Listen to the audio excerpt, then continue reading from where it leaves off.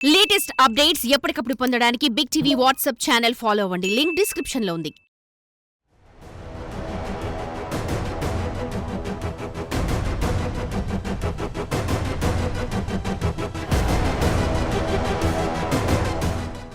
రూపాయి రూపాయి నువ్వేం చేస్తావు అంటే తోబుట్టువుల మధ్య వైరం పెంచుతాను, తల్లి బిడ్డల మధ్య చిచ్చు పెడతాను, చివరికి స్నేహితులను కూడా దూరం చేస్తాను అంటుంది ఆ రూపాయి అని పెద్దల నానుడి ఎప్పటి నుంచో ఉంది.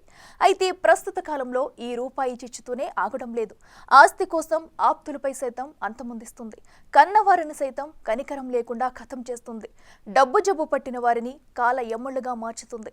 తాజాగా అయిన వారి ఆస్తిపై కన్నేసిన ఓ కిరాతకుడు అభం శుభం తెలియని బాలుడిని పొట్టన పెట్టుకున్నాడు.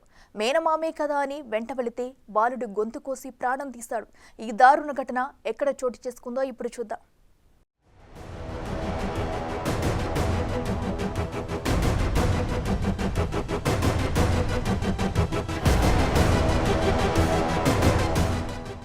ఆస్తిపై ఆశ ఆ మనిషిని కిరాతకంగా మార్చేసింది. 13 ఏళ్ల బాలుడి ప్రాణాలు తీసేలా చేసింది. కుటుంబ తగాదాల కారణంగా వరుసకు మేనమామ అయిన వ్యక్తి ఓ పసివాడిని పొట్టన పెట్టుకున్నాడు. బడి నుంచి కిడ్నాప్ చేసి ఆపై గొంతు కోసి హత్య చేశాడు.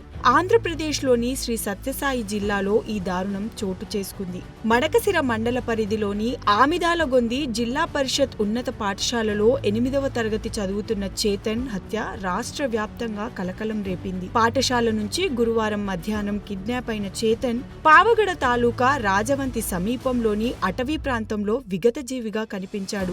ఈ కేసులో అనుమానితుడు అశోక్ ను అదుపులోకి తీసుకుని విచారిస్తున్నట్లు పోలీసులు తెలిపారు. మడకసిర మండలం మరువపల్లికి చెందిన వెంకటేశ్వర్లు, పుష్పలత దంపతులు. ఇద్దరి మధ్య విభేదాల కారణంగా 12 ఏళ్ల క్రితం విడిపోయారు.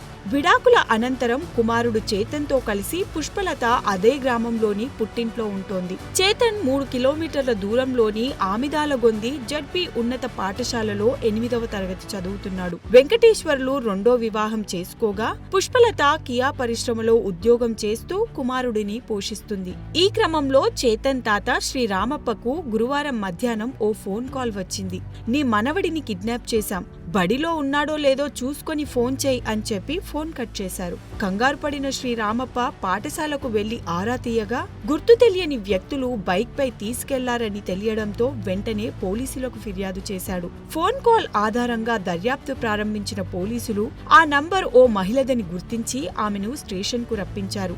మరోవైపు చేతన్ ను వాళ్ళ మేనమామ తీసుకెళ్లాడని విద్యార్థులు చెప్పడంతో అశోక్ ను అనుమానించి అదుపులోకి తీసుకున్నారు. తన ఫోన్ తీసుకుని ఎవరికో కాల్ చేసిన అశోక్ ని ఆ మహిళ గుర్తించడంతో పోలీసులు తమదైన శైలిలో విచారించారు. దీంతో చేతన్ ను హత్య చేసింది తానేనని అశోక్ అంగీకరించాడు.